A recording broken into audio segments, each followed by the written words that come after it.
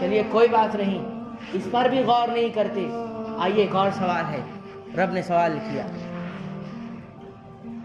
أَفَرَأَيْتُم مَّا تَحْرُثُونَ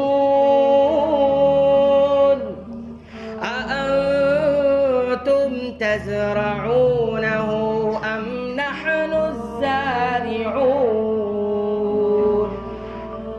ذرا یہ تو بتلاؤ، تم کھیتیاں تو کرتے ہو نا؟ أَأَنتُمْ تَزْرَعُونَهُ أَفَرَأَيْتُم مَّا تَحْرُثُونَ. تم بوتے تو ہو نا کچھ چیزیں، کھیتیاں تم نے لگا رکھی ہے نا، بہت کھیت ہے نا تمہارے پاس.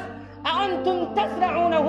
اور ذرا یہ تو بتلاؤ کہ ان کھیتیوں میں پھل اگانے والا کون ہے؟ تم نے اگایا ہے، أَمْ نَحْنُ الزَّارِعُونَ، یا ہم نے ان پھلوں کو اگایا ہے، ان اناج اور غلوں کو ہم نے.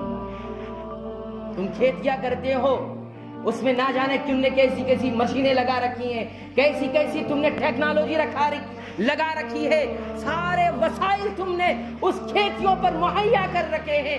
ذرا اتنا تو بتلا دو، یہ اگاتا کون ہے؟ یہ اگاتا کون ہے؟ انتم تزرعونہ، تم اگاتے ہو، ام نحن الزارعون، یا ہم اگاتے ہیں. اس خوف الہی کی میں بات کر رہا ہوں. لو نشاء لجعلناه حطاما، اور ہماری مرضی رہی تو ہم تمہاری کھیتی کو تہو بالا کر دیں گے. فظلتم تفکہون، اور پھر حیرت میں کھڑے رہ جاؤ گے.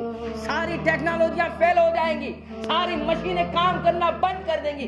جب ہم اگائیں گے نہیں تو یہ مشینیں کس کام کی ہوں گی؟ یہ کمپنیاں کس کام کی ہوں گی؟ یہ ہارویسٹنگ کی جو سسٹم ہے یہ کس کام کی ہوں گے جب ہم زمین سے اس دانے کو نکالیں گے؟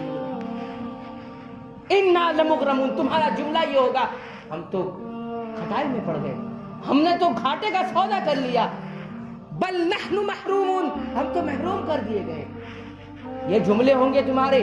دیکھیے کسانوں کا حال، دیکھیے یہ جملے ادا ہوتے ہیں جس کو قرآن مجید نے 1400 سال پہلے رب کے اپنے کلام میں ذکر کر رکھا ہے.